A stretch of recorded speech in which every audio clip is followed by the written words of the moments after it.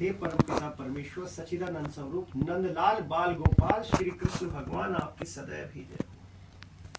मेरे जन्म जन्मांतर के प्रथम गुरु सदाशिव भोले भंडारी आपकी सदा ही जय। मेरे जन्म जन्मांतर के द्वितीय गुरु जगत पालनहार भगवान विष्णु जी आपकी सदैव ही जय। मेरे जन्म जन्मांतर के तृतीय गुरु प्रभु श्री राम जी के परम भक्त हनुमान बाबा आपकी सदैव ही जय। मुझे इस जन्म में मनुष्य की योनि, मनुष्य का जन्म देने वाले मेरे माता पिता स्वर्गीय देवेंद्र दत्त व माता स्वर्गीय पुष्पा रानी शर्मा और माया देवी जी, मेरे प्रथम गुरुओं की जय हो। मेरे इस जन्म के अध्यात्म का मार्ग और ईश्वर को प्राप्ति का मार्ग दिखाने वाले मेरे गुरुदेव श्री राम जोशी जी महाराज नंगली दरबार की जय हो। हे मेरे समस्त गुरुदेवों, आपका ये दास लोकेश सुदामा बहुत ही विचलित है, परेशान है, क्योंकि गणपति जी का उत्सव आ रहा है। गणपति जी के उत्सव से तो मैं बहुत ही प्रसन्न हूं, परंतु उस 10 दिनों के उत्सव में लोकाचार को देखते हुए प्रत्येक मनुष्य आज गणपति जी की मूर्तियां अपने घरों में लाते हैं। अपने गली मोहल्लों में बड़ी धूमधाम से सेवा भाव से, भक्ति भाव से मूर्तियां ला के उनकी प्राण प्रतिष्ठा करवाने के उपरांत 10 दिनों तक उनकी सेवा करते हैं और प्राण प्रतिष्ठित विग्रहों को वो नदियों में जाके प्रवाहित कराते हैं। क्या किसी भी जीवित व्यक्ति का को नदियों में बहाते हैं, प्रवाहित करते हैं? नहीं। भगवान गणपति की विग्रह में जब प्राण प्रतिष्ठा हो गए तो उन्हें जीवित अवस्था में क्यों नदियों में छोड़ाते हैं, क्यों गड्ढों में दफनाए जाते हैं? इस करके मैं बहुत परेशान हूं प्रभु। हे मेरे गुरुदेवों, मुझ पे अपनी कृपा दृष्टि बनाए रखो, मुझे ज्ञान दो और उस ज्ञान को जो भूलवश गणपति भगवान के भक्तों से जो उनके विग्रह का नदियों में, तालाबों में, गड्ढों में दफनाया जा रहा है या बहाया जा रहा है, विसर्जन किया जा रहा है, उन्हें रोका जा सके। क्योंकि मुझे एहसास हो रहा है मेरे गुरुओं कि वो सभी भक्त पुण्य के स्थान पे पाप अर्जित कर रहे हैं। कृपया मेरा मार्ग प्रशस्त करें जिससे कि वह ज्ञान मैं जन जन में बांट सकूं। बोलो मेरे प्रथम पूजनीय देव गणपति महाराज की जय। वक्रतुंड महाकाय सूर्य कोटि समप्रभ निर्विघ्नं कुरु मे देव सर्वकार्येषु सर्वदा। भक्तों, इसका अर्थ है घुमावदार सूंड वाले विशाल शरीर काय करोड़ सूर्य के समान महान प्रतिभाशाली मेरे प्रभु हमेशा मेरे सारे कार्य बिना विघ्न के पूर्ण करें। बोलो प्रथम पूजनीय देव श्री गणपति महाराज की जय। गणपति बप्पा मोरया। अब तक हुई अज्ञानतावश गलतियों को क्षमा कर हमेशा हमेशा के लिए मेरे निवास स्थान में लक्ष्मी माता और रिद्धि सिद्धि माता के साथ विराजमान रहे प्रभु, विराजमान रहे। हरे कृष्णा जी, मैं लोकेश शर्मा सुदामा, संस्थापक हरे कृष्ण गोविंदाम ट्रस्ट, रजिस्टर्ड दिल्ली। भक्तों, क्या हम सभी अज्ञानतावश लोक प्रचलन के अनुसार चली आ रही 10 दिनों तक गणपति भगवान की पूर्ण भक्ति भाव के साथ पूजा अर्चना व प्राण प्रतिष्ठा करने के उपरांत उस विग्रह को विसर्जन करने की प्रथा से पाप अर्जित तो नहीं कर रहे हैं?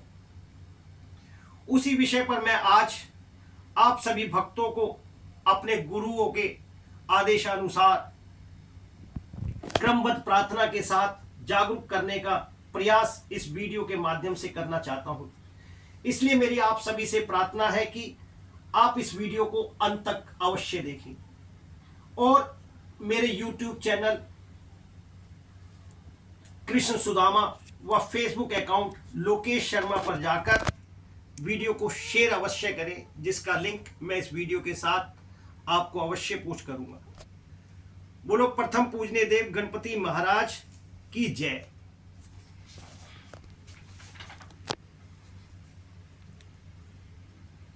भक्तों, सर्वप्रथम तो मैं आप सभी को बताना चाहता हूं कि भारतवर्ष में गणपति उत्सव और विसर्जन कब से शुरू हुआ और क्यों हुआ। गणपति उत्सव की शुरुआत 1893 में महाराष्ट्र के पुणे में महान स्वतंत्रता सेनानी बाल गंगाधर लोकमान्य तिलक जी के द्वारा की गई थी। उन्होंने इस त्योहार को सामाजिक और राजनीतिक एकता के प्रतीक के रूप में मनाने के लिए प्रेरित किया और यह जल्दी ही पूरे महाराष्ट्र में फैल गया। क्या हिंदू शास्त्रों में गणपति जी की विग्रह का विसर्जन के बारे में कुछ उल्लेख है? नहीं। हिंदू शास्त्रों में गणपति विसर्जन के बारे में सीधे उल्लेख नहीं है, लेकिन भगवान गणेश की पूजा और वंदना, उनके महत्व के बारे में कई उल्लेख मिलते हैं। गणपति विसर्जन क्यों ना करें? अब प्रश्न आता है कि गणपति विसर्जन क्यों ना करें। गणेश जी हमारे घर के मालिक हैं और घर के मालिक को कभी विदा नहीं करते हैं। वहीं अगर हम गणपति जी का विसर्जन करते हैं तो उनके साथ लक्ष्मी जी व रिद्धि सिद्धि माता भी चली जाएंगी, तो जीवन में क्या बचा, क्या रह जाएगा हमारे। सनातन धर्म के अनुसार अगर कोई भी भक्त अपने निवास स्थान अथवा कार्य स्थान पर कोई भी धार्मिक अनुष्ठान करवाता है, तो जो पुरोहित जी, पंडित जी उस अनुष्ठान को करने के लिए आते हैं, वो सर्वप्रथम उस स्थान पर समस्त देवी देवता, त्रिदेवों ब्रह्मा विष्णु महेश जी का आवाहन कर उस स्थान पर अनुष्ठान के समय विराजमान होने की प्रार्थना और निर्विघ्न उस कार्य को संपन्न होने की प्रार्थना करते हैं। अनुष्ठान के उपरांत पंडित जी वहां उपस्थित समस्त देवी देवताओं को भोग लगाते हैं, जिसे हम बाद में प्रसाद के रूप में ग्रहण करते हैं। और उसके उपरांत पंडित जी सभी देवी देवताओं से प्रार्थना करते हैं कि हे प्रभु, आप सभी यजमान व उसके परिवार व यहाँ उपस्थित समस्त भक्तों का कल्याण करें, वे अपना आशीर्वाद सदैव उन पर बनाए रखें। और गणपति महाराज व रिद्धि सिद्धि एवं लक्ष्मी माँ सदैव इस घर में वास करें। अन्य समस्त देवी देवता अपने अपने स्थानों को प्रस्थान करें। अगर हम गणपति भगवान को 10 दिनों के आदर सत्कार और प्राण प्रतिष्ठा के उपरांत विसर्जन करते हैं, तो उनके साथ लक्ष्मी जी व रिद्धि सिद्धि भी चली जाएंगी, जिनके बिना जीवन एक पशु की भांति हो जाएगा। क्या आप अब पहले की भांति गणपति भगवान की मूर्तियों का विसर्जन बहते जल अथवा पवित्र नदी गंगा जी में कर रहे हैं? नहीं। आप अब 10 दिनों तक गणपति भगवान की मूर्तियों की प्राण प्रतिष्ठा कर उनकी पूजा वंदना अपने माता पिता से भी अधिक करते हैं।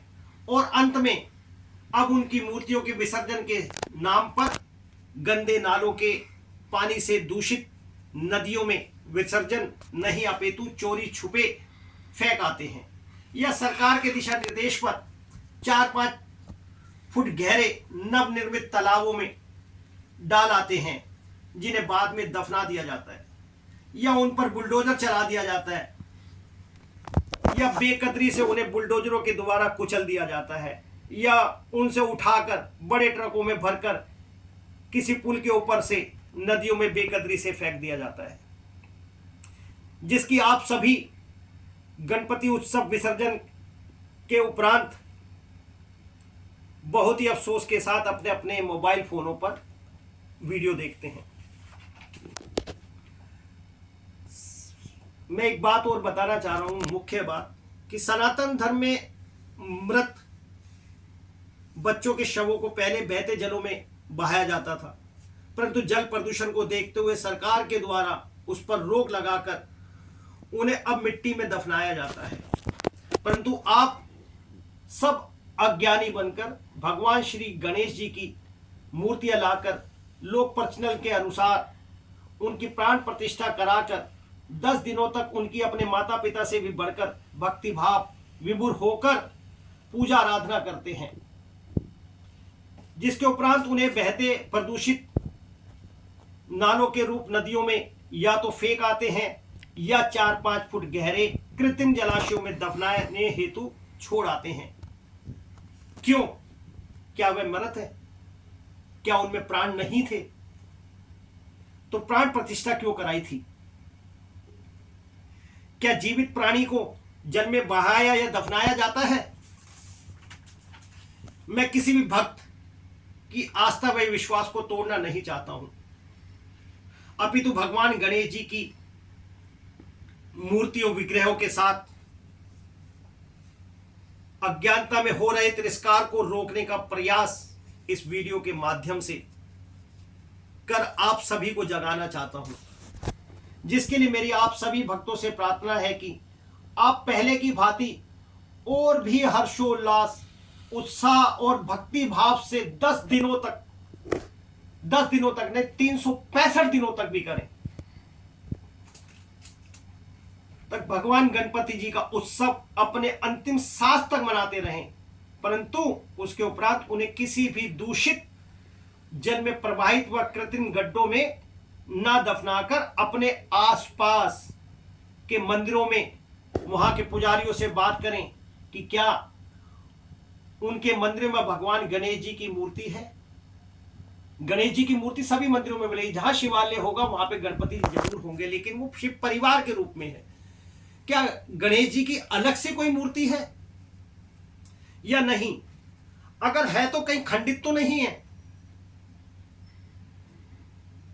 अगर ऐसा है तो आप उनसे अनुमति लेकर मंदिर में गणपति जी के स्थान के अनुसार संगमर की अपनी क्षमता के अनुसार तांबे की, पीतल की, चांदी की, सोने की, जैसी आपका श्रद्धा हो मूर्ति लाएं और पूरे विधि विधान और सच्ची आस्था के साथ ज्ञानी ब्राह्मणों के द्वारा उनकी प्राण प्रतिष्ठा करवाएं और 10 दिनों का उत्सव मनाएं। अगर फिर भी आपके मन में, किसी भी भक्त के मन में विसर्जन का विचार आता है तो उस विग्रह के आकार से बड़ा टब लेकर स्वच्छ जल, गंगा जल मिश्रित में आप उन्हें स्नान हेतु से डुबकी लगवाएं और रथ अथवा वाहन में विराजमान करके बैंड बाजों नगाड़ों के साथ बड़े धूमधाम से नाचते गाजते ईश्वर का जय घोष करते हुए उस मंदिर में ले जाएं जहां उन्हें स्थापित करना है और विधि विधान से स्थापित करें। जरा सोचो, आज अगर आपकी उम्र 30 से 40 वर्ष है और जब उस मंदिर में 20 साल बाद आप अपने पोते पोतियों नाते नातियों के साथ जाओगे तो आप उन्हें बहुत ही उत्साहपूर्वक ये बताओगे कि यह आज से 20 वर्ष पहले आपके दादाजी ने, आपके नाना जी ने अपने प्रिय मित्रों के साथ मिलकर गणेश जी की विग्रह की यहां स्थापना प्रभु के आशीर्वाद से कराई गई थी। तो कितनी खुशी आपको प्राप्त होगी। और इसी प्रकार अगले वर्ष अन्य मंदिरों में भगवान गणेश जी की मूर्ति की स्थापना करें। जब लगे कि अब कोई भी मंदिर नहीं शेष है जिसमें गणेश भगवान की मूर्ति नहीं है, तो उस वर्ष अपने करीबी मंदिरों में गणपति जी का उत्सव मनाएं। अगर संभव ना हो तो अपने गली मोहल्लों में अगर आप करना चाहते हैं तो आप गणेश जी के विग्रह मूर्ति के स्थान पर बड़ी तस्वीर लाकर 10 दिनों तक गणेश जी का उत्सव मनाएं।